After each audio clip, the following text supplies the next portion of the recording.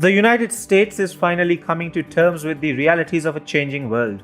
With President Trump at the helm of affairs, Washington has realized that it is not Russia but China which poses the main challenge to a US-defined world order.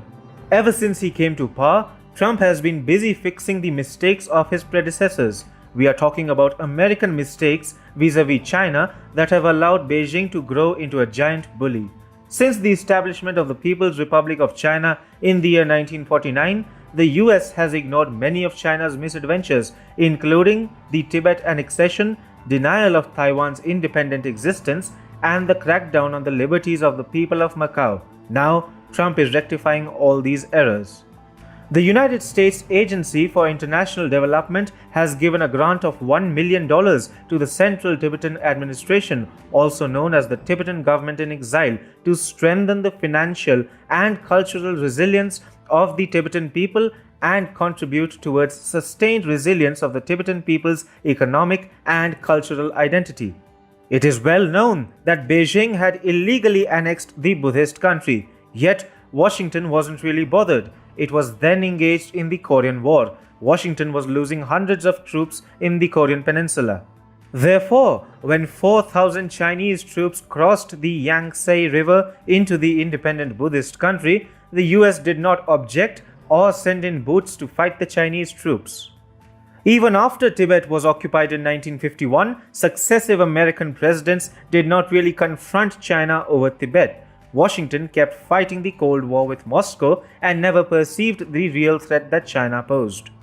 There have been far too many occasions when China has been let off by the US on the Tibet issue. Even after the Soviet Union got disintegrated and the Cold War ended, the US did not confront China. In 2008, the Summer Olympics were hosted by China in its capital Beijing. Tibetans had protested against Chinese occupation around the world. Some years later, there were a series of self-immolations by young Tibetan monks. President Bush and later President Obama did not flag this issue. In fact, when the Dalai Lama met then US President Obama in spite of Chinese protests, Obama went on to advise the Dalai Lama to speak to Beijing. Things have, however, changed with Trump at the helm of affairs. In 2018, Trump signed the Reciprocal Access to Tibet Act of 2018 into law. It paved the way for denying visas to those Chinese officials who deny American citizens, government officials, and journalists access to the sensitive Himalayan region of Tibet, the homeland of the Dalai Lama. Trump had reformulated the American policy on Tibet. Now, Trump is also looking to help the Tibetan government in exile located in India's Dharamshala. Trump is confronting China not only on the issue of Tibet but also on Taiwan. Taiwan, officially called the Republic of China, was formed after the rightful representative of China fled to the little island of Taiwan when the People's Republic of China was established in mainland China.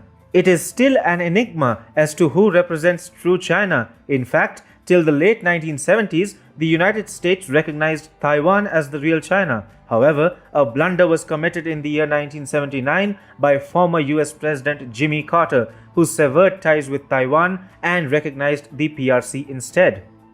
In the years ahead, successive American presidents did not engage with the Taiwanese presidents and political leaderships. Washington was careful not to irk China by denouncing the One China policy.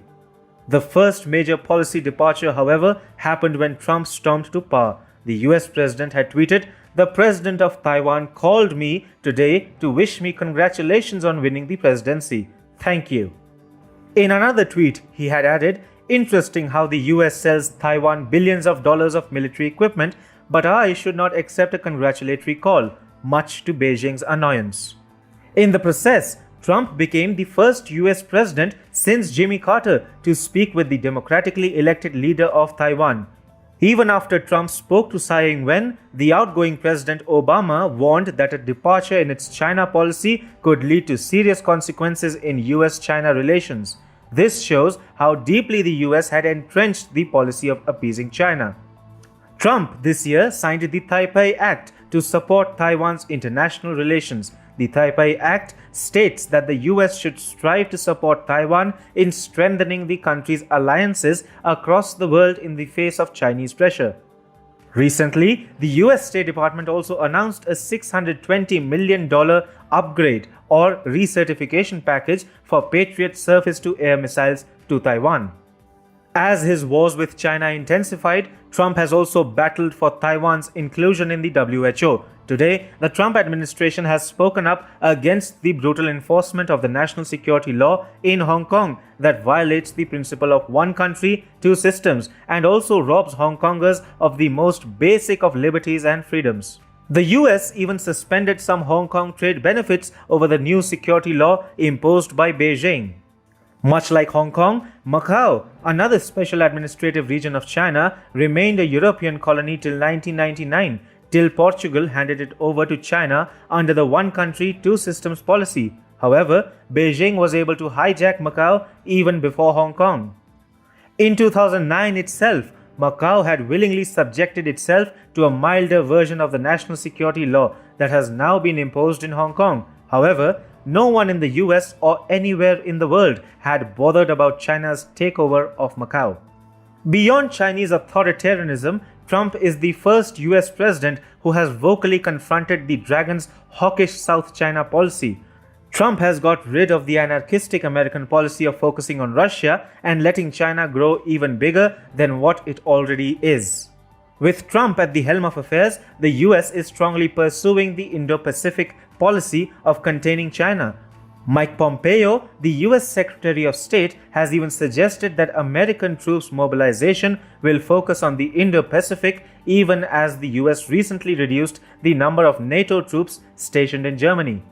Countering Chinese expansionism in the South China Sea is now at the center of Trump's policy. In fact, the US has grown conscious of the fact that China, not Russia, is the real threat to Washington.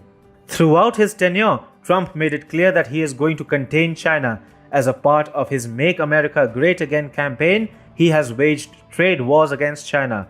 Trump no longer wants Beijing to gain an unfair advantage over the US, and therefore the US has been constantly hurting the Chinese economy with steep tariffs. Trump is correcting the mistakes of his predecessors.